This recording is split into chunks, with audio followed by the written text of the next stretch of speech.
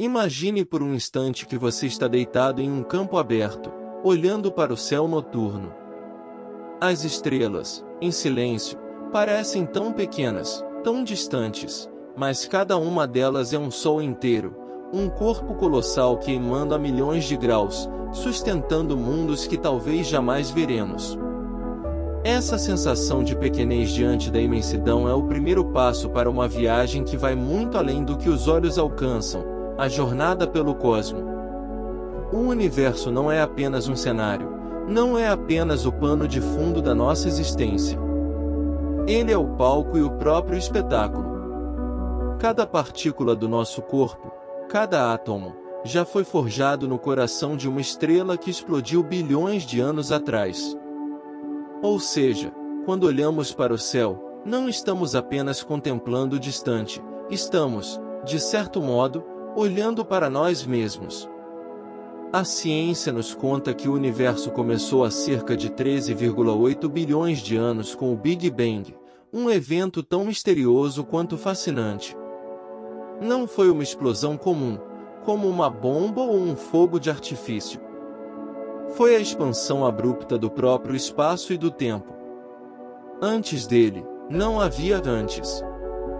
Não existiu espaço vazio esperando para ser preenchido, nem um relógio correndo em silêncio. O tempo, o espaço e todas as leis físicas que conhecemos nasceram ali, juntos, num instante inimaginável. Desde então, o universo nunca parou de se expandir. Galáxias, como ilhas flutuando em um oceano cósmico, se afastam umas das outras em um balé eterno. E dentro dessas galáxias, bilhões de estrelas se formam, brilham e morrem em ciclos que dão origem a novos mundos. Quando pensamos que só na Via Láctea existem mais de 100 bilhões de estrelas, e que além dela existem trilhões de outras galáxias, começamos a perceber que o cosmos é muito mais vasto do que a mente humana pode realmente compreender. E aqui surge a primeira pergunta intrigante: se há tantos mundos, tantas estrelas, tantos lugares habitáveis em potencial, por que ainda não encontramos ninguém? Esse é o paradoxo de Fermi, um dos grandes mistérios da ciência. Talvez as civilizações estejam tão distantes que jamais conseguiremos alcançá-las. Ou talvez sejamos, de fato, raros, um acaso quase impossível na história do universo. Mas, antes de procurar por vida, precisamos olhar para o próprio espetáculo das forças cósmicas. Pense em um buraco negro, por exemplo. Uma região do espaço onde a gravidade é tão intensa que nada, absolutamente nada, consegue escapar, nem mesmo a luz.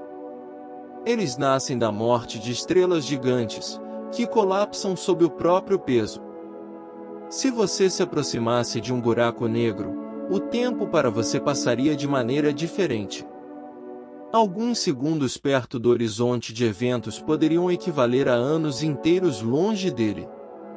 Ou seja, olhar para um buraco negro é, em certo sentido, olhar para os limites do tempo. E se olharmos ainda mais longe, encontramos o tecido do espaço-tempo, que não é estático. Ele pode se curvar, se esticar e até se ondular. Quando duas estrelas de nêutrons colidem, por exemplo, essa colisão cria ondas gravitacionais que atravessam o universo. Essas ondas foram previstas por Albert Einstein em sua teoria da relatividade geral e, mais de um século depois, foram finalmente detectadas. Pense no que isso significa. Nós, pequenos seres em um planeta azul, conseguimos medir tremores no próprio tecido do cosmos, vindos de bilhões de anos-luz de distância. Mas o universo não é feito apenas do que podemos ver. Aliás, a maior parte dele permanece invisível. Apenas 5% de tudo que existe é feito de matéria comum, a mesma que compõe estrelas, planetas, árvores, oceanos e o nosso corpo.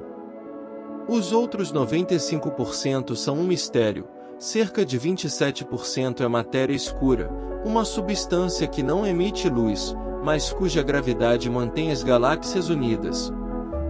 e 68% é energia escura, uma força desconhecida que parece estar acelerando a expansão do universo. É como se estivéssemos vivendo em um livro em que conhecemos apenas algumas páginas, enquanto todo o restante permanece oculto.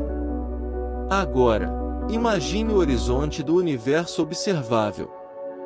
A luz mais distante que conseguimos detectar começou sua viagem há mais de 13 bilhões de anos. Quando olhamos para essas galáxias antigas, não estamos vendo como elas são hoje, mas como eram quando o universo ainda era jovem. Em outras palavras, olhar para o céu é também olhar para o passado. Cada ponto brilhante é uma máquina do tempo que nos conecta às origens de tudo. E, no entanto, apesar de toda essa grandiosidade, aqui estamos nós, vivendo em um pequeno planeta orbitando uma estrela comum, em uma galáxia periférica. Isso pode parecer insignificante, mas é justamente o contrário. Porque foi nesse pequeno canto do cosmo que a vida floresceu. Foi aqui que a consciência surgiu, permitindo que o universo se observasse a si mesmo. Talvez esse seja o maior mistério de todos. Como um universo aparentemente frio e indiferente pode dar origem a algo tão raro quanto a vida consciente? Nós somos poeira das estrelas, mas poeira que pensa, que imagina, que se pergunta sobre seu próprio lugar na imensidão.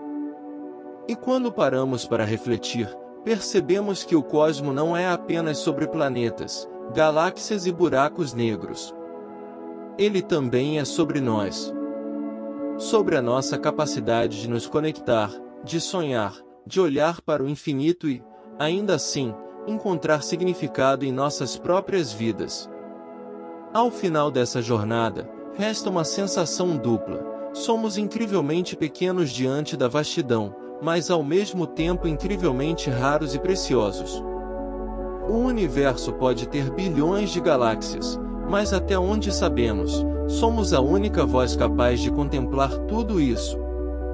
E talvez essa seja nossa missão, não apenas explorar o cosmo lá fora, mas também compreender o cosmo dentro de nós. Então, da próxima vez que você olhar para o céu noturno, lembre-se, cada estrela é um lembrete de que fazemos parte de algo muito maior, algo que transcende a nossa breve existência.